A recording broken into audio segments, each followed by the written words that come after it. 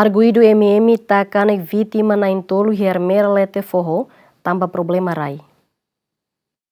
Tribunal Judicial Primeira Instância de Licestane, halau julgamento bakazu rai, nebe resulta arguido ho inicial MM, lori katana ta kanek ofendido nain tolu ho inicial PS, PSD, MA, nebe acontece em município Ermera e atina em rua Ronulu Recém Lima. Tuira acusação Ministério Público cita kata que haloran Ronulu Recém Rua Fula Novembro tina em rua Ronulu Recém Lima, vítima PS e a helania uma, de repente arguido kar katana iha liman, no arguido lori fatuk tuda vítima ni uma, no qualia liafon mal, ba vítima PS ne benudar arguido ni amankik. Tuir mai vítima PSD tenta atu hakalma arguido, mai be arguido ta hutu vítima PSD ni ulun. Hafoi ne vítima PSD tenta halai, arguido do nituir ofendido, to ia vítima PS ni uma, ia neba arguido lori mos katana ta vítima MA ia parte liman.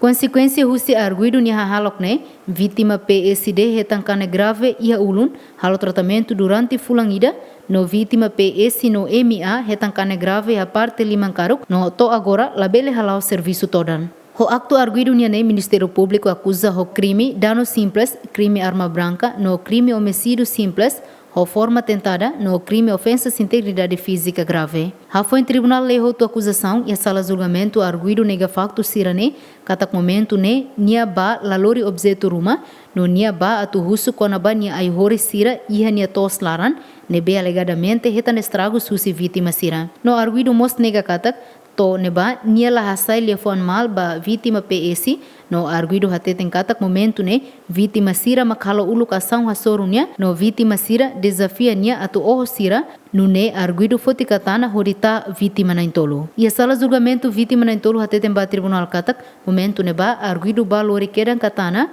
no qualia lefon mal basira, no ikusmai arguido taduni vítima nain tolu. Hafoi rona hotu tribunal marca fali balão seluk, o de rona depoimento husi sa sincera. Santina de Jesus, Jemen.